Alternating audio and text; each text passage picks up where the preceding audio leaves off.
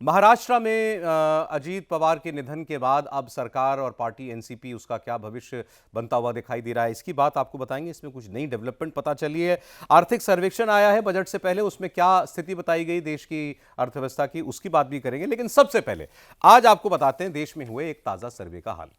देश में एक सर्वे हुआ, सी वोटर एजेंसी ने यह सर्वे किया है, जिसमें उन्होंने ये लोगों से जाकर के पूछा है कि अगर आज लोकसभा के चुनाव हो जाते हैं तो किस पार्टी को, किस गठबंधन को कितने वोट और कितनी सीट मिलेंगी। और इसके आंकड़े काफ़ी चौंकाने वाले हैं। और ये अगर ये सर्वे जो है सही लोगों तक पहुंचा है और सही लोगों से बात जो आई है वो सही आई है और निष्कर्ष ठीक है, तो इसका मतलब नरेंद्र मोदी ने 2024 के इलेक्शन में जो कुछ खोया था वो वापस कमा लिया है। मैं आपके सामने वो सर्वे की डिटेल्स रखना चाहता हूं। इस सर्वे में ये बताया गया कि अगर आज लोकसभा का चुनाव हो जाता है तो भारतीय जनता पार्टी को 287 सीटें मिलेंगी। 287 सीटों का मतलब है बहुमत से 15 सीटें ज्यादा। 272 लोकसभा में बहुमत का आंकड़ा है और उससे 15 सीटें ज्यादा भारतीय जनता पार्टी को आ जाएंगी। मतलब 2024 में जो 240 पर जाकर के गाड़ी ठहर गई थी, इसलिए हमने इसको मोदी एक्सप्रेस भी नाम दिया है, जो मोदी एक्सप्रेस 240 पर रुक गई थी, वो आज और कई स्टेशन चढ़ते हुए वो 287 अपने दम पर पहुंच जाएगी। मतलब एक बार फिर नरेंद्र मोदी की पार्टी को अपने दम पर बहुमत लोकसभा में प्राप्त हो जाएगा, ये वो सर्वे बता रहा है।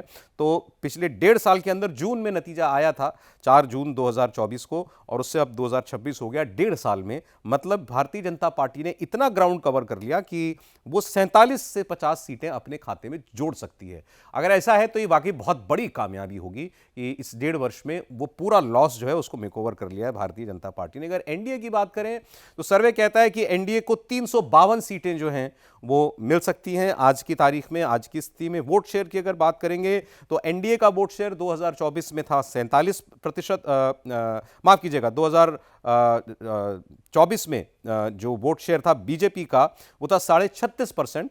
और आज अगर सर्वे बता रहा है कि वो वोट जो है 287 सीटों पर पहुंच जाएगा, तो वो 41% वोट बता रहा है। मतलब 1.5 साल में 4.5% वोट गेन करेगी भारतीय जनता पार्टी। ये इस सर्वे का नतीजा है। कांग्रेस पार्टी के लिए बताया गया, जिसको कि 99 सीटें आई थी 2024 में, वो घट करके 80 रह जाएंगी। मतलब उसको 19-20 सीटों का नुकसान ये इन 1.5 वर्षों के अंदर होता हुआ दिखाई दे रहा है। वोट शेयर में भी 2% की गिरावट, 22% के करीब वोट 2024 में कांग्रेस पार्टी का था, वो वोट गिर करके 20% पर आ जाता है। लेकिन इसमें एक महत्वपूर्ण बात यह भी है कि वो 20% जो है वो इंटैक्ट है कांग्रेस पार्टी का। बुरे से बुरे वक्त में वो 20% वोट कांग्रेस पार्टी के साथ रहता है। लेकिन बीजेपी ने अच्छी छलांग लगाई है इस सर्वे के नतीजों में, कम से कम ये हम कह सकते हैं।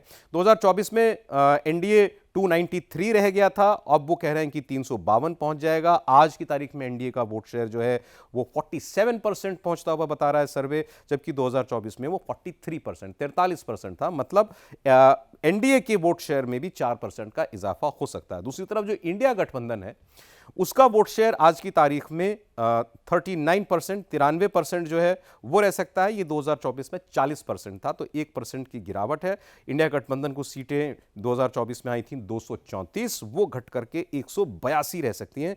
तो अच्छा खासा नुकसान इंडिया गठबंधन की सीटों में हो सकता है। तो ये सर्वे जो है ये क्या बता रहा है कि एक लॉस्ट ग्राउंड 2024 के बाद बीजेपी ने दोबारा रिकैप्चर करने में कामयाबी हासिल की है। लोगों के मन में बीजेपी ने उस वक्त जो भी मुद्दे चले थे जिनकी वजह से उसको नुकसान हुआ था, उन मुद्दों को लेकर जो रिजर्वेशन थे वो रिजर्वेशन दूर करने में कामयाबी पाई है।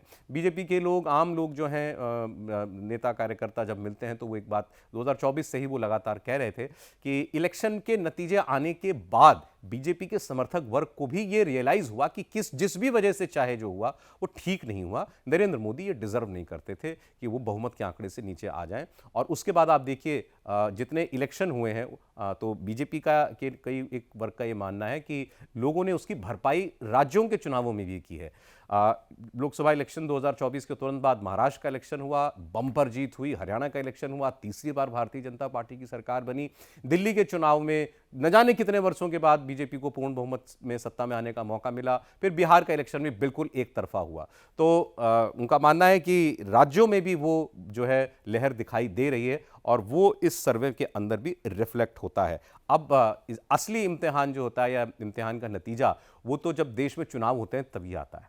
सर्वे गलत भी हुए हैं, सही भी हुए हैं, इसलिए सर्वे में बहुत ज़्यादा पढ़ने की बात नहीं है। लेकिन हाँ, जो 2024 से ट्रेंड राज्यों के चुनाव में दिखाई दे रहा है, सर्वे उसी बात को आगे बढ़ाता हुआ दिखाई देता है। अब आगे बंगाल का चुनाव है, असम का चुनाव है। बंगाल में पहली बार सत्ता में आने की लड़ाई में भी भारतीय जनता पार्टी है, क्लोज फाइट दे रही है।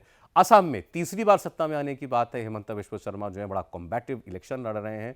और ये दो ऐसे राज्य हैं जहां भारतीय जनता पार्टी का असल इम्तिहान होने जा रहा है। बाकी केरल, तमिलनाडु, पुडुचेरी में भारतीय जनता पार्टी मानती है कि केरल और तमिलनाडु में वो दूसरे सहयोगियों के दम पर चुनाव में जाती है। तो असल परीक्षा असम और बंगाल में होगी, तब पता चलेगा कि ये सर्वे भी कितना जमीन के नजदीक था। ये तो एक बात हुई।